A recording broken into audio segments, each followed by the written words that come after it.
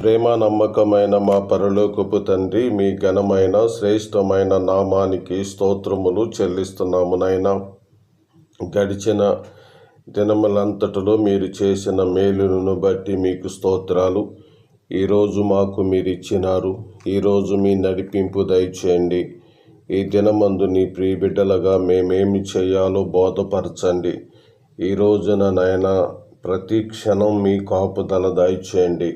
మీ యొక్క కుమారుడైన యేసు ప్రభువులో మమ్మల్ని ఏర్పరచుకున్నారు. మేము మీ యొద్దకు చేరేంత వరకు మీ కాపుదల మాకిచ్చి మమ్మలను బహుగా బలపరచండి. గల్పలో ఉన్న మా ప్రియులు ఆశీర్వాదకరంగా దీవెనకరంగా ఉండుటకు సహాయం చేయండి. వారిని దర్శించండి. వారి అవసరతలు అక్రతలు తీర్చండి. ఈ యుద్ధ వాతావరణం బాగుగా పెరుగుతూ వస్తుంది.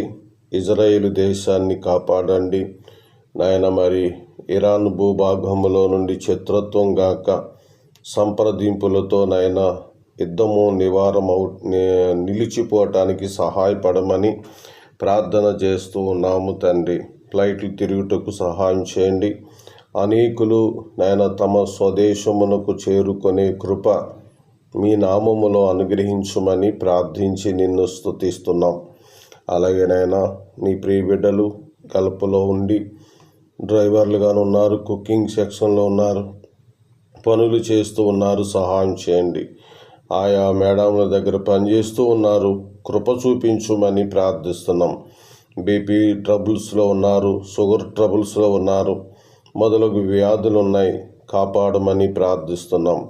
ఇండియాలో నీ ప్రియ బిడ్డలు తమ యొక్క వృత్తులలో రాణించబడటానికి, అలాగే జాబుల్లో రాణించబడటానికి, వ్యాపారాల్లో రాణించబడటానికి సహాయం చేయండి. నీ ప్రియులను అందరినీ దీవించండి. గర్భఫలాలు కొరకు ఎదురు చూస్తున్నారు. సహాయం చేయండి నాయన. మరి వివాహముల కొరకు నీ నామములు ఎదురు చూస్తున్నారు. సహాయం చేయండి నాయన. ప్రతి విధమైన సహాయము కృప నీ ప్రియులందరికీ నీ దయచేయండి. ఈ దినము అంతటిలో, జీవితకాలం అంతటిలో నీ సహాయము మాపై ఉంచమని ప్రభువైన యేసుక్రీస్తు వారి అతి శ్రేష్టమైన నామములో ఈ ప్రార్థన అడుగుచున్నాము తండ్రి. ఆమేన్. ప్రభునందు ప్రియులారా, ప్రభు పేరట నా ప్రేమపూర్వకమైన శుభములను వందనాలు తెలియజేస్తూ ఉన్నానండి. తండ్రి అయిన దేవుడు మిమ్మలను, మీ కుటుంబములను తన ఉన్నతమైన మహాకృపలో నిండారుగా కాపాడి ఆదరించును గాక. ఆదికాండ గ్రంథములోని విషయాలను మనం ధ్యానించబోతున్నాం. క్లుప్తంగా ఈ విషయాలు మనం ఇందాం. చూడండి, 18, 19 వచనాలు. ఓడలో నుండి వచ్చిన నోహోవు కుమారులు షేము, హాము, యాపేతను వారు. ఆము కనానుకు తండ్రి. ఈ ముగ్గురు నోహోవు కుమారులు. వీరి సంతానము భూమి అంతంతటా వ్యాపించెను. చదవబడిన లేఖనము మన వినికిడిలో ప్రభువు దీవించును గాక. ఇందులో ఓడలో నుండి వచ్చిన కుమారులు. ఈ ఓడలో నుండి వారు వచ్చిన తరువాత వ్యాపించబడ్డారు. దీని మీద ఒక విషయం మాట్లాడతాను. ఓడ నుండి బయటికి వచ్చిన నోహోవు కుమారులు ముగ్గురు. షేము అను పేరునకు నామము అనర్థం. రెండవది హాము అను పేరునకు అల్లకల్లోలము లేక నల్లని వాడనర్థం. యాపేతనగా సౌందర్యము అనర్థం లేక వ్యాపించుట అని అర్థం.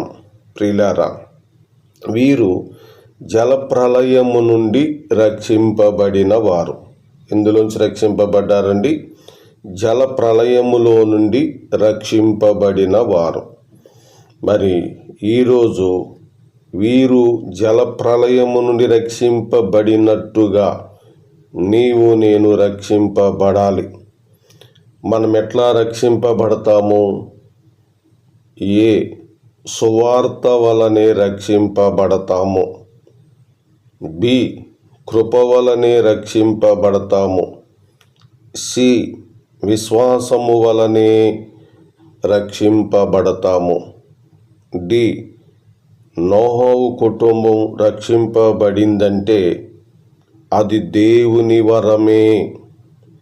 ఈరోజు నీవు కూడా రక్షింపబడాలి అంటే దేవుని వరమే. దేవుడు నీకు సహాయము చెయ్యకపోతే నీవు రక్షింపబడలేవు. కాబట్టి నమ్ముము, రక్షింపబడుము, ప్రభు రెండో రాకడ కొరకు ఎదురు చూడుము. ప్రభు మీకు తోడుగా ఉండును గాక. ఆమేన్.